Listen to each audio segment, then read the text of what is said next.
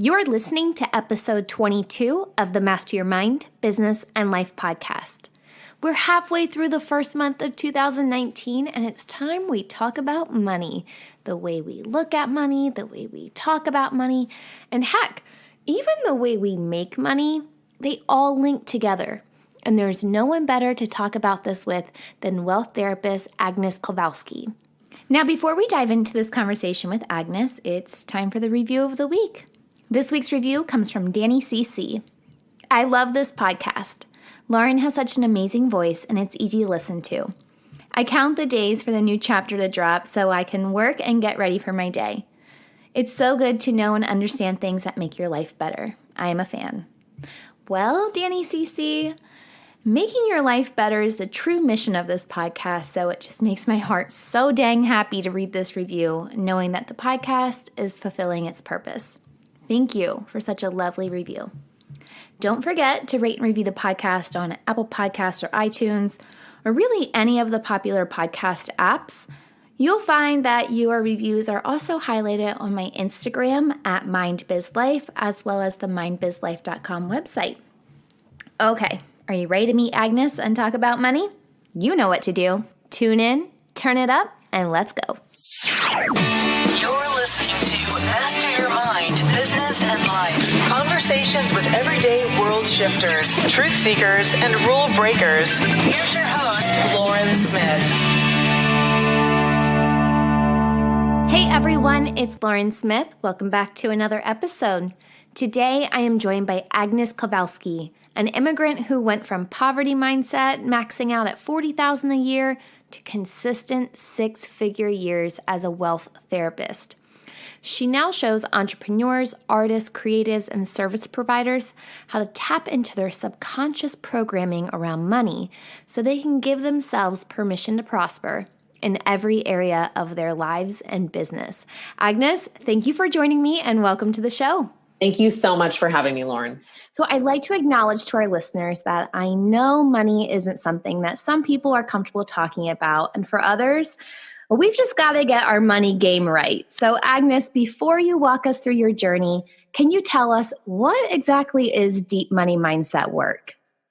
Yes, absolutely. And I think it's important to clarify, because if you are in the business world, coaching world, service provider, you've probably heard of mindset work or money mindset work. And there's a lot of different definitions that people have of what this is. Most commonly, people are thinking mindset work is affirmations, gratitude, journaling, stuff like that. Right. That's the general consensus of what people think is happening. Tapping, EFT tapping, can be a combination of those things that people think is mindset work. And that is mindset work. Now, for me, the definition of what deep mindset work is, or rather really what money mindset work is work that produces an external result. Because to me, the mindset work, if you're doing mindset work and you're doing it efficiently, correctly, then it should be producing a result. Mindset work can also just be a routine that brings you no result. Right. And I think that happens a lot because people aren't really clear or haven't had the experience of their mindset work bringing forth an external result. So something that you're doing internally brings an external result. That makes a lot of sense. That makes a lot of sense. So, you know what I mean? Because you can effort your way, you can, and of course, like you have to take certain actions, but to me, there are absolute moments when you do mindset work and you really haven't done anything different out of the ordinary, or, that's a whole lot of efforting that will create an external result. It is like a direct shift from the inside to the outside. And that to me is really what the gold of deep money mindset work is. Once you figure out how to do that once, the world really does become your oyster, because you've figured out in a way and you've experienced that feeling. If you've never had that feeling, to me, you've never really done deep mindset work. So it's like one of those switches, like you know it when you feel it. Wow. Absolutely. And it should show up, right? If you've cleared it all internally, to me, the deep mindset work is you really have uncovered something in the subconscious, because there's lots of conscious work we can do around our money mindset, tons, right? And that is necessary to sort of clear the path to then be able to do the deeper mindset work and find out what is really sitting in my subconscious. And once we shift that, it must show up, right? If we are in agreement that what we believe, what we feel is what shows up externally, right? If we're in agreement with that, then that must be true. Then that must be what real mindset work is. That something internally shifts and then it shows up externally. Do you find that when people are going through this, you find like a lot of suppressed emotions or, So like those are like a lot of blockers, huh? Absolutely. Like that's the number one thing is that, suppress, repress, escape, avoid. Wow. So what led you to this line of work? You weren't always a wealth therapist, correct? Correct. I started off as a therapist. More than a decade ago, about 15 years ago, started off as a therapist. And my scarcity story really played into my business. So I got out of therapy school and I was like, this is great, going to do great work. This is my passion. I love, having these, healing experiences with people, helping people find their way, their life, etc. And, I was doing good work. I had good clients, and I could not break $40,000 to $50,000 a year, no matter what I did, no matter what I tried, no matter what marketing stuff I did, no matter how many more clients I saw. At the end of the day, I had an income ceiling that I could not break. And the story for me was very much one of like, people always tell me, but you have so much potential. I don't understand. And like, why aren't you making more money? And it didn't equate. Something about the equation was wrong. And that's when I started doing my lifelong, basically, this is my lifelong work of exploring, researching, investigating my subconscious and the connection to money that is in there. And along that path and all the things I've learned and all the tools that I got out of it, and I continue to, that I bring into my work, is really what became wealth therapy and money mindset work that I've been doing for, the last 5 years online. Wow. So how long between, like from the time that you start researching it to the time it all just kind of turned for you? Like what was that time period? It was a long time. Like I've been doing this work for a long time. I've been studying it for a long time. So if I was a therapist, 15 years ago, I started this work probably 10 years ago. Okay. I started it as a business online 5 years ago. Okay. And then that's like when, like once you figured out the golden combination or formula, that's when it all just changed for you. Yes. Well, it was a process. And, I'll also say that I tested this on many, many, many people. So because I was a therapist, I had the opportunity to watch these money patterns for people. Right. So it wasn't just my own patterns that I was looking at. I was looking at various patterns. What were the similarities? What were the differences? How are people's stories different? How did these patterns show up subconsciously differently for people? Because some of this stuff can be taught. And I do believe some of this stuff is really a matter of experience. When you watch hundreds of patterns, certain things are just really glaringly obvious that you can't really get in a book, let's say. Right. There's certain classic things. For example, anytime people would, share money with their families, classic money mindset, they would end up getting back into scarcity.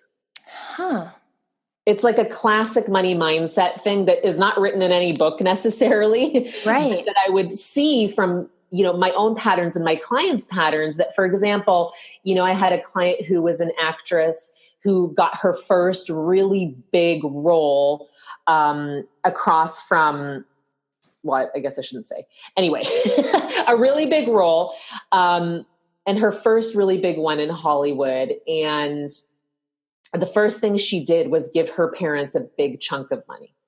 Well, guess what? It took her 9 months to book another job. Oh, wow. Because it sent her right back into scarcity, because it was almost like saying, I don't deserve this. Here, you take it. Yeah. You take it. I owe you. I don't know what to do with this for myself. I shouldn't have it. I'm not good at managing it. I need to pay you off. I need to prove to you what I've done. There's so much in that it cost her quite a period of time to then, find her abundance again, find her prosperity again. But that's one of those classic money mindset. Somebody doesn't have enough money, let's say in their savings, but makes some money and, puts their parents on a vacation. Yeah. Same thing. Wow. So you're not fully taken care of, and then you're trying to help someone else. A really bad cycle. And universe can be like, no, you're still not understanding what's going on here. You're not fully taken care of. So don't be taking care of other people yet. That's really interesting, because I think that I never even thought of that as a pattern, but I can see how that would be, because I'm conditioned too to be a caretaker, mm-hmm. So I could see how that would almost transpire for other people. What are some other classic pitfalls of a weak money mindset? So a classic one is, I only deserve to have through hard work, struggle, sacrifice. Mm. That's one of the most classic foundational, patterns in money mindset that lead to scarcity, is I only deserve through hard work, struggle, sacrifice. And most, many, many people grow up with this example, you hear it all the time. You hear hard work all the time. And it's tricky because it tricks your logical mind, because people who are successful, it's not that they don't work hard. They work hard in a way that isn't sacrificial necessarily. They're not in the spirit of struggle. Wow. In the spirit of struggle. There's a different sense to it. Like, people think, oh, I'm making a lot of money, so that means I'm on vacations all the time and I'm barely working. And that might be true for some people, but for most people who are building businesses who have not made, multi-millions of dollars yet, they're just enjoying their work. They're working and money's coming in regularly. Right? Yeah. Different from, suffering, struggling, such hard work. You can feel the victim martyr energy in that. Yeah. Wow. And that's the only way you deserve to have money, is if it's like that, which is why people struggle so much with passive income, with charging, higher pricing, because they feel that if this hard work, struggle, sacrifice piece isn't in there, then they really don't deserve it, or they're really not valued. So does worth also come into play a lot? Mm-hmm. Yeah, absolutely. Absolutely. It's another one of those classic pitfalls, is that you have to be, your idea, your person, your thing has to be super special, super amazingly out of this world to make money, right? Which is the worth piece, that you can't just be you and show up as doing whatever you do and make money. That it has to be some extraordinary invention, idea, thing. And it really doesn't. That's an inside job, right? There's tons of people who are not any more special, different than you and I, and are out there making money. Yeah. And some people also get hung up, especially online, I see a lot that people have the imposter syndrome. Mm-hmm. So, and it's just, you have to be your own self. And when you start comparing yourself to someone else, that's where I can also see that people could get hung up as well. Absolutely. And when you're running a business, and, not that many people know who they are, even in their 40s. I have clients who come in their 50s and 60s and are like, I am not this person that I've been living my life as. Oh, wow. And that's entirely normal. Yeah. It happens to a lot of people that way. Not everyone knows who they are. Not everyone is really in their truth in that. And so it becomes really hard to make money as a persona versus yourself. However you got there is, not the place you want to get hung up, but you do want to start shifting out of a persona and into yourself, because it's what makes making money hard. It's hard to make money when you're not really being yourself. You're trying to fit this image. Right. And I think you hear all the time, be authentic, but the struggle for someone who is struggling with that side of being authentic, it's like, well, how do you know who you are and be authentic if you're not really sure of who you are at that point? Yeah. And you're kind of, out there trying to present yourself. And the thing to remember about this is, that was for sure a struggle for me around authenticity, because I'll just add this anecdote, because so you guys listening understand that most people aren't born with that feeling. Yeah. No matter how confident they appear to you. But this sense of authenticity is, something that you can develop as you let go. As you let go of things that aren't you, which is a scary process, because we have these roles and we have this armor and we build these masks for very good reasons initially, right? For very good reasons to protect ourselves, for survival, things that are essential to us existing. Right. And then we evolve past that usually. And that's where we get to this point where authenticity is important. And it's something that is an ongoing practice of knowing who you are and not getting caught up in your role as mom or partner or entrepreneur or community leader, or whatever it might be.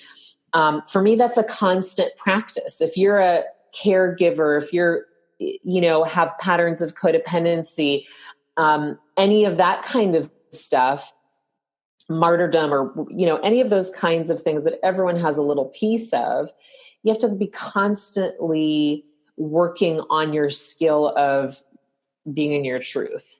Right. So how do you know when you're ready to work on your mindset, your money mindset? So for me, it's important to, if you're going to work one-on-one with somebody on mindset or money mindset, you want to make sure that in terms of if you have a business, I get lots of different people from different industries. However, if you have a business, it's kind of important that, or wherever you are in your industry, that you've done the things that you're supposed to do for you to get what you want. So the practical stuff, right? That you have a business, that you're incorporated, that you have a business account, that that you have channels to receive money, that you have ways for people to find you, social media stuff. I'm not saying you can't manifest stuff. You can, of course, and people have out of the blue. But in terms of working on your money mindset, the tricky thing is, if you're not sure that you've done all the other things, your brain's going to keep moving around and being like, oh, but your marketing's not there and your social media is not there and you haven't really got your finances sorted out. So it's going to keep bibbity bobbing around if you haven't covered those bases. So if you're running a business, make sure you're running a business so that your brain isn't questioning that. And you can just focus on your money mindset stuff. Yeah. So get the fundamentals out of the way first. Yeah. Yeah. At least have some, you don't have to have it fully, completely developed, but let's say you're an actor. Do you have an agent? Do you have headshots? have you, done some things that you can put on your resume? Have you taken acting classes? You know what I mean? Right. Like make sure you've done some of the things that would then put you in a position to be able to work on the money mindset stuff. Right. That's one thing. And if you haven't started yet, I'm not saying you can't do money mindset at the very beginning. In fact, I wish I had, in some ways, worked more on my money mindset and less on my business at the beginning, but I didn't understand it in the way that I do now. And I think, we just evolve as we're able to. Right. Because you can absolutely start from the beginning. And I think, some of it is trial and error. And that's just, that's our nature. Like we have to figure things out on our own, some of these things. And some of these things, you're clear that it's a money mindset issue. If you've done all the things, you've tried all the things, you've read all the books, and it's still not, and money is still an issue, then you have a money mindset issue. Interesting. So that's really how you clear it out and get clear on I need to do this. So is there a tool or exercise to help someone shift into a stronger mindset and just walk away from living in scarcity? Yeah. And that's, there's absolutely one exercise that I recommend to shift out of scarcity. Now, one exercise can absolutely change your life, and, everything has to go along with it. So just as a preface to the exercise, I want to say that you want to look at every area of your life that's in scarcity, right? Every area of your life that's in scarcity, because money, as we know, everything else is energy, right? So if you're in scarcity with money, you're in scarcity other places. Right. Very rarely, I have not come across somebody who's like in money scarcity and not having an issue somewhere else. Right. Yeah, it's so true. Because it just then affects so many parts of life. I can see that. Yeah. Yeah. And then you're in denial if you think that's the case, right? So you need healing in a lot of areas. And that's normal. And there's doesn't need to be any stigma around that. But to break out of the denial that it's just the money that's the problem. It's not just the money. You don't have that perspective yet, and that's okay. But it's never just the money, because money is energy. It's not something separate and outside of you. So the exercise that I like to use with my clients and to get you out of scarcity is to ask first this question. I'm using X feeling to keep me safe. So let's say your predominant feeling is scarcity. Okay. And the feeling of scarcity. So the feeling of not more coming in, the feeling of not enough, the feeling of feeling poor or broke or unpopular or unwanted, whatever the feeling of scarcity evokes for you. Okay. So you're going to fill in that blank. I'm using blank scarcity feeling to keep me safe. Number 2 is it feels safer to feel that feeling, scarcity, than to blank. And that could be then to show up for my audience, then to trust myself, then to create content, then to make money. You fill in that other blank. So it feels safer to feel scarcity feeling, whatever you filled in there, than to blank, whatever it is that you're struggling with to do, right? That you know is going to make money. Because generally everybody knows. They know what's going to make the money if they're really honest about it. Yeah. And then the third part is if I let go of feeling, scarcity feeling, then I could have blank. Ooh. So at first, you're acknowledging it. Yes. Okay. So step one, you're acknowledging what's really going on, right? Like you're making it okay to have this feeling. And you're recognizing that it's keeping you safe. And subconscious is all about safety. And we can talk about that too, because people are like, well, why would less money make me feel safe? For a million reasons. You really need to study mindset. If you don't believe that more money could make you feel unsafe, then you really need to study money mindset. Because you should be able to come up with 100 reasons and examples of more money ruining people's lives. Right. Yeah. And then the second part is you're acknowledging that feeling is keeping you that you'd rather have that, hold on to that feeling because it's safe, than to do the thing you know you need to do. Do a speaking gig, write a podcast, raise your prices, sell a passive product, whatever it might be. Right. And then the third part is we're just basically taking one piece of this scarcity block and we're letting you off the hook. If I let go of feeling unworthy, then I could have what? What could I have? Right. More money, more followers, steady income, whatever the case may be. Right. So that's something to practice and work through. And then once you deduce that feeling, go to the next feeling and just keep this process of deduction going until you feel more and more letting go. Because it's hard to be like, I'm just going to let go of scarcity. Well, there's so many pieces of that scarcity, right? There's so many dimensions to that. So just let go of a little at a time. Right. When you let go of a house or you move or something, you're not necessarily letting go of the house at one time. First, you're packing your clothes, then you're putting the furniture away. Then you're, taking the stuff down from the walls, and little by little you let go. Yeah. And that makes it not seem so overwhelming in the process. Exactly. I like that because I can see how it's very easy to get tripped up on one thing, and even if you're talking about, moving, let's roll with that example. And if you're like, oh my gosh, I have to get everything out today. Well, it's not really like that. You do have to take it in bits and pieces and do a little bit at a time and put things in boxes where they make sense to go in boxes together. So exactly. And the same when you're moving into a spot, you take them out and put them into the spot that they go.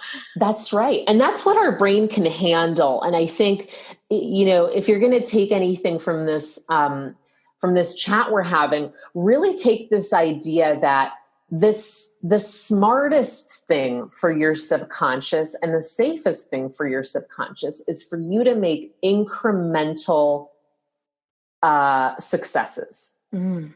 It's really not for you to go from 0 to, 500,000. Right. I call that the Britney Spears effect, where she went from, Mickey Mouse Club to superstardom in 4 years. Right. And caused basically a psychotic break. Right. What was that? Britney 2007 where she had the meltdown? Right. Your subconscious, most people's cannot handle that. Right. Can handle it. So the safest thing for you isn't to wish to go from 0 to 10K if you've only ever been to 2K. Go to 3K. Go to 4K. Go little by little, because your success will then not create this backsliding burnout kind of situation. And you're also then you're not looking for a lottery ticket. Oh, yeah.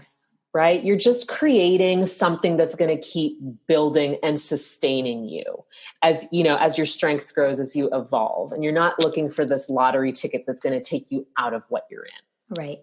So what else should we prioritize for best results? The number one thing to prioritize is your energy. Okay. Your energy is your currency. No matter what it is that you sell or do or create or be in this life, your energy is your currency. So treat that energy like it's the money-making machine for you, because it is. Okay. So that's the number one thing to prioritize. If you do nothing else and you just look after your energy, you will be okay. You will attract the money that you need. You will attract the people that you need, because that is your number one currency. That changes everything. Okay. Well, I like that, because learning to protect my energy has almost been like the theme of my 2018. So I'm like, great. I got number one on lock. Yes. Because once you learn, it's one of those things that people have said, that what is the difference between, very wealthy people is that they're really good at managing energy. Mm. Because then they're really good at managing time. They're really good at managing money, which is, all those things are just another form of energy, right? So if you can figure out how to manage your energy, you're going to figure out this money thing. Wow. Well, that's powerful in itself. Yeah. Well, this has been so much great information, Agnes. Will you tell our audience how they can learn more about you and your programs and all of your offerings? Yeah, absolutely. You could just head over to agneskowalski.com and go over to the juicy resources. I have lots and lots of free resources that are really powerful and amazing. 100 plus YouTube videos. You can go stalk me on YouTube.